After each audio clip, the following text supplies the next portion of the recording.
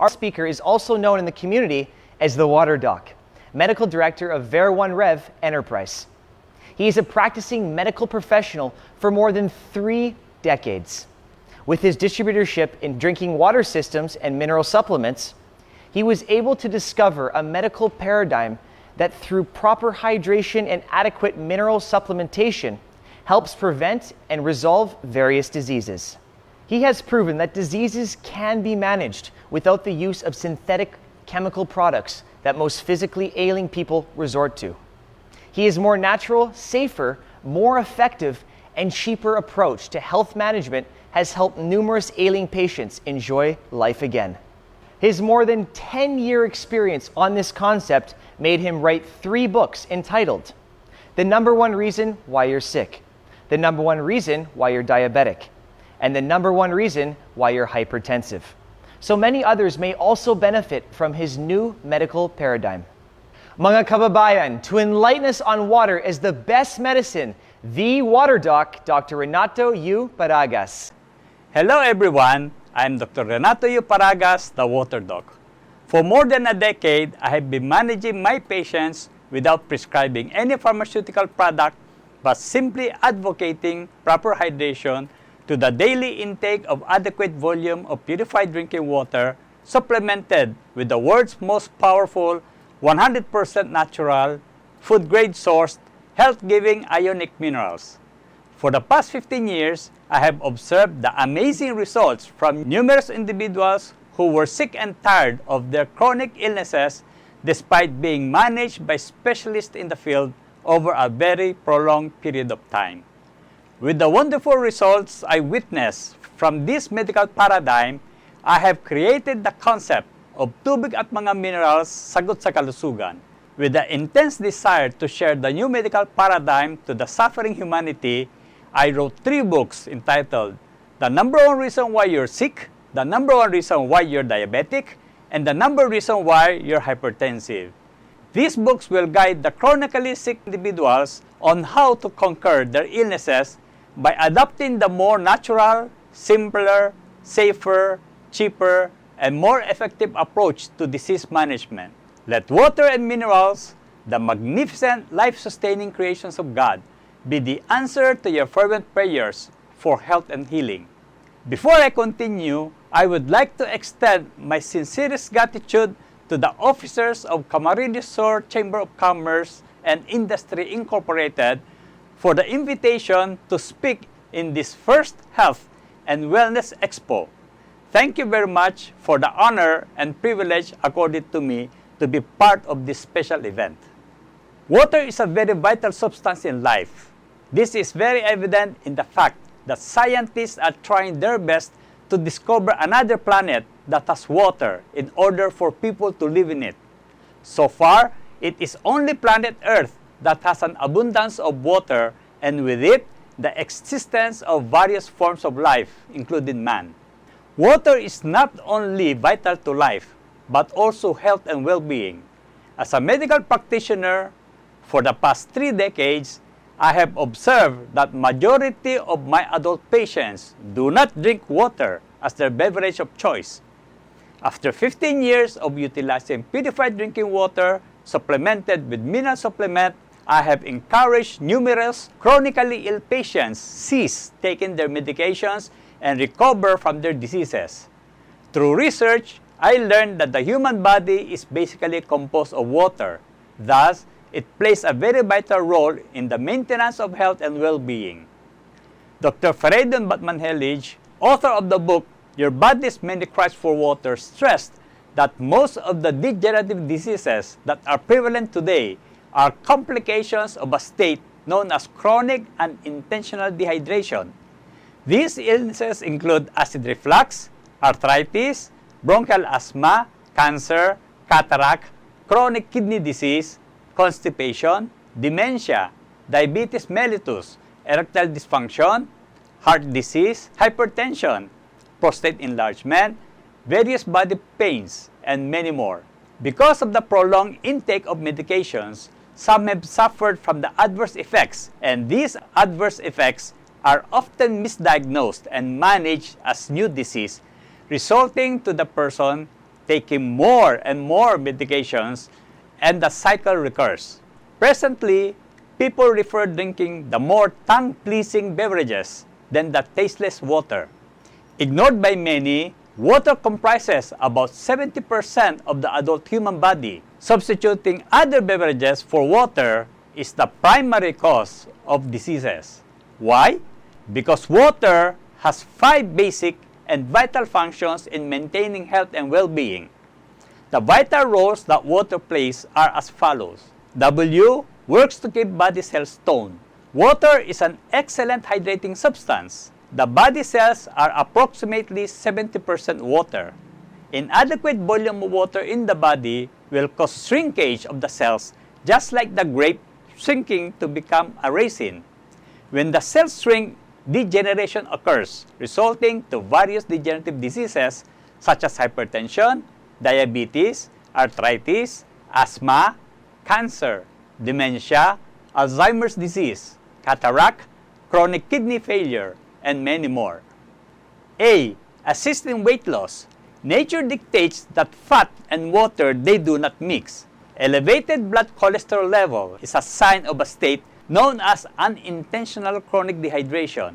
This state is caused by a prolonged period of water shortage in the body. The causes are poor water intake, intake of wrong beverages, mostly commercial beverages, intake of caffeinated beverages such as coffee, tea, soft drinks, energy drinks, and chocolates, intake of alcoholic beverages, and the use of diuretics such as furosemide, spironolactone, and hydrochlorothiazide. Cholesterol is the body's waterproofing element. It prevents the cells from further dehydrating when drought occurs.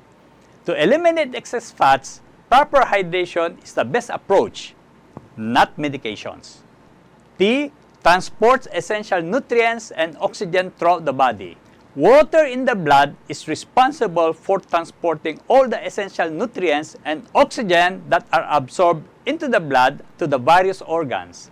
The blood does not get out of the blood vessels because when it does, it would tantamount to bleeding. Inadequate water will poorly provide the cells of the nutrients they need, resulting to their weakening and deterioration and failing to function optimally. No other fluid or beverage does the job more effectively as water. E eliminates acidic metabolic waste and toxins out of the body. The acidic metabolic waste are mostly eliminated to the kidneys as urine. The effective cleansing of the body is only feasible utilizing water since it is the best cleansing agent. No fluid does this job better than water. For thorough cleansing, you should drink sufficient volume of water on a regular daily basis. More urine formation forces more metabolic waste out of the body. R regulates body temperature. Water provides hydroelectric energy. This energy provides sufficient heat to maintain the body temperature aside from the heat provided by the utilization of calories. Water also produces sweat that cools the body when it warms up, such as during warm weather and physical activities like exercising. Inadequate volume of water usually causes heat-related diseases such as heat cramps, heat exhaustion, and heat stroke.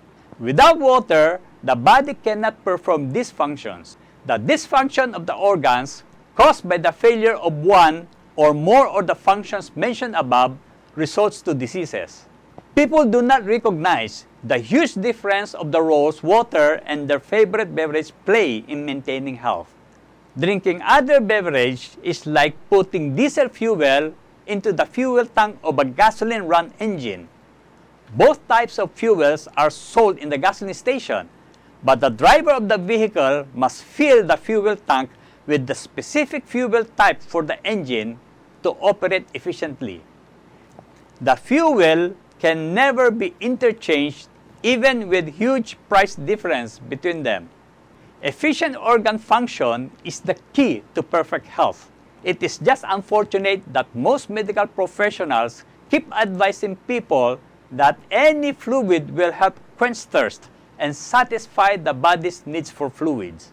Most, if not all individuals, prefer drinking various commercial beverages over plain drinking water.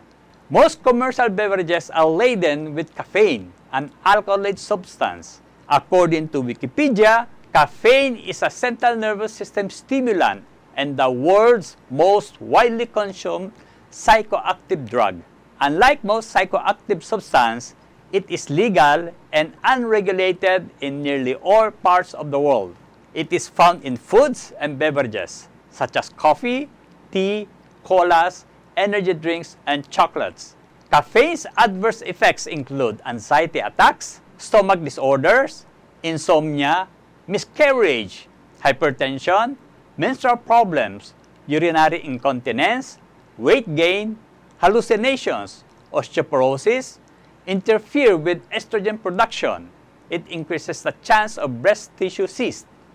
Type 2 diabetes, inhibits skin collagen production, impair hearing, acne, allergy, and many others. From the regular intake of wrong beverage alone, one can already develop diseases. Likewise, avoiding such beverages and choosing water as the beverage of choice can help restore one's lost health. How much water should you drink to achieve the state of health you desire? The human body is approximately 70% water. We are taught to drink 8 to 10 glasses of water a day. This dictum is very erroneous and may be the cause of degenerative diseases. A percentage is not a fixed constant number.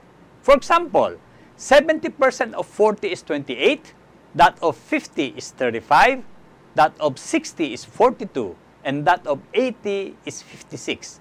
This means that a 40 kilogram individual is 28 kilograms of water, 50 kilogram individual is 35 kilograms of water, 60 kilogram individual is 42 kilograms of water, and 80 kilogram individual is 50 kilograms of water.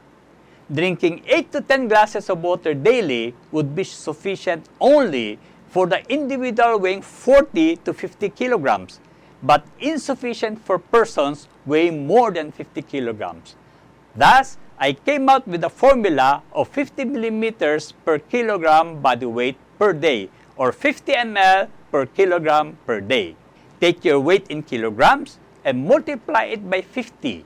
This means that a 50 kilogram individual should drink 2,000 milliliters of water daily, 2,500 millimeters for the 50 kilogram, 3,000 milliliters for 60 kilogram, and 4,000 milliliters for 80 kilogram. To convert the total volume to glasses, divide the volume by 250. A standard glass should contain a volume of 250 milliliters. Today, there are various sizes of glasses available for use, so please be guided accordingly. Drink the total volume of water as follows: 1/4 of the total volume upon waking up in the morning, 1/8 of the total volume 2.5 hours after breakfast, 1/8 of the total volume 30 minutes before lunch, 1/8 of the total volume 2.5 hours after lunch, 1/8 of the total volume 30 minutes before supper, 1/4 of the total volume at bedtime. Add 200 milliliters for every 30 minutes of strenuous physical activity, such as exercising, running, working outdoors, etc. Drink anytime you are thirsty. The body is in its driest state upon waking up in the morning because you do not drink when you are asleep. Only babies are gifted with the capability to drink while asleep. 8 hours of not drinking water results to a state of drought, creating a more viscous blood. Heart attack and stroke commonly occur in mid-morning, where you do not only fail to correct the drought, but your preference of drinking caffeinated beverages that dehydrate the body more and make the blood thicker. Drinking 1/4 of the total volume at bedtime to anticipate the upcoming drought when you are asleep. Although urinating more during sleep is a concern, you can use a chamber pot or arenola at bedside so you do not have to go to a distance to your comfort room to urinate, especially if your comfort room is situated beyond 10 steps from your bed. This practice will make you sleep more comfortably. As chamber pot, you can use a big bucket or pail, especially for women who sit down to urinate. This will also make your urination more convenient since you do not need to balance yourself, unlike using the typical small and low areola. You should drink water at least 30 minutes before meals to prepare the digestive system produce the necessary acid, digestive juices, and enzymes. Lack of these substances may cause digestive problems such as gastritis, peptic ulcer, and gastroesophageal reflux disease. Drinking water 2.5 hours after meals will help the body distribute, assimilate, and utilize the nutrients absorbed. This will also facilitate the proper elimination and disposal of the acidic metabolic waste, the byproducts of metabolism. Additional intake of water is required during strenuous physical activity to compensate for the water lost from the body in the form of sweat and increased rate of breathing. The exhaled air carries water out of the lungs, as evidenced by the moisture when one exhales onto a glass or mirror. Of course, drink anytime you are thirsty. When drinking water, you have to consider two factors. First is the quality, second is the quantity. With the prevalence of water pollution everywhere, the water you must drink must be purified, meaning raw water filtered through various purification methods. The major water contaminants are sediments, chemicals, microorganisms, and heavy metals. No one purification method can eliminate all of them. Thus, I recommend that you purchase your drinking water from an accredited drinking water refilling stations located near your residence, or purchase a very reliable drinking water system or purifier certified by the National Sanitation Foundation International, or NSF, to produce Class 1 water on standards 42, 53, 58, and 401. These standards will assure you that the water you drink is pure and clean. A little concern on purified water is that some technologies, such as reverse osmosis and distillation, also eliminate the essential minerals together with the contaminants. Water without minerals is dead and unhealthy to drink. According to Dr. Martin Fox, author of Healthy Water for a Longer Life, the quality of drinking water is important to our health and may be the missing and the vital link in our overall health program. He also stressed that, for very different reasons, both polluted and demineralized water may be harmful to our health.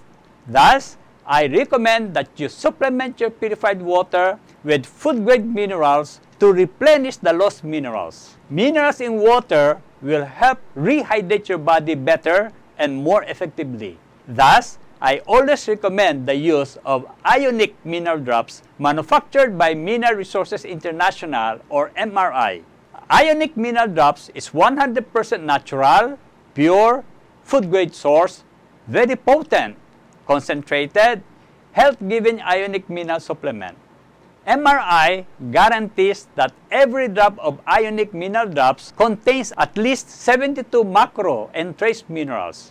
According to Dr. Gary Priestad, author of Nutrition, Health, and Disease, the human body needs at least 60 trace minerals in order to maintain a disease and ailment-free state. Supplement your water with the best minerals to achieve health and well-being. The cells cannot be properly hydrated in the absence of minerals. Ionic mineral drops is available online through www.ionicminerals.com.